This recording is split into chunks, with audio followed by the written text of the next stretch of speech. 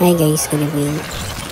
So dito sa spider boss, try natin tapusin. After ko pumasok dito sa boss na parang boss room, boss portal, nag full box muna ako. Ito mga scroll na ito guys, tipirin nyo kasi mahirap siyang bilhin. First, dito tinira ko muna siya. Then, mirror ko siya ng tiyo patras. Yan, kung makikita nyo. Patras ko siya. Kumbaga nilolor ko siya dito sa kabilang side.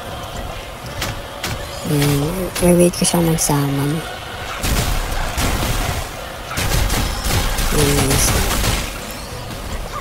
Wait ko lang siya magsaman. Paganatan nyo lang siya ng ganatan. Tapos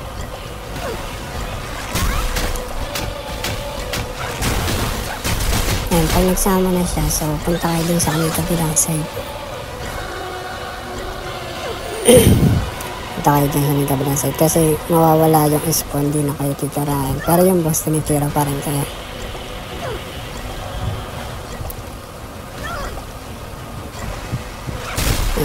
Ayun, natin yung nag-atrasan. Magsasaman ulit yan, so kung gusto nyo, hatakan nyo pa siya ng mas malayo, tapos balik lang kayo dun sa may kabilang side, pero huwag kayong aabot dun sa matatrack kayo ng unang saman, kasi ganun yung nangyari sa akin dito, natrack ako ng unang saman, pero nagayo lang ulit ako para magbalikan yung mga spider dun sa kabilang side. So mali kasi ako nandaan, dapat sa gilid ako dumaan.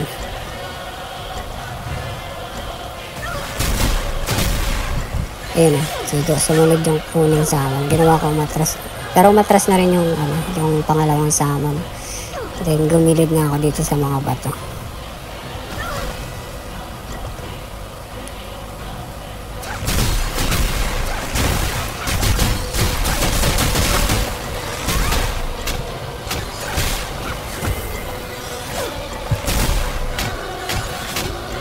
So, unti-unti siyang hinahatak papunta dun sa may kabilang side sa unang saman. Baka kasi mag-third saman pa.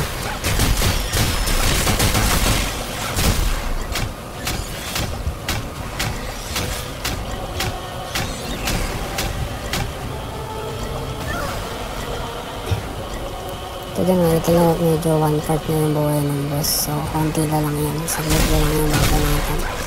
So, kahit level 36 ako, kaya yan yung level 35.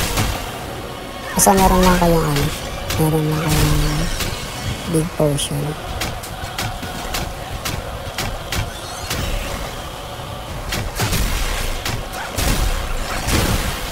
Tapos nakasal ka pa ka naman ng gold present.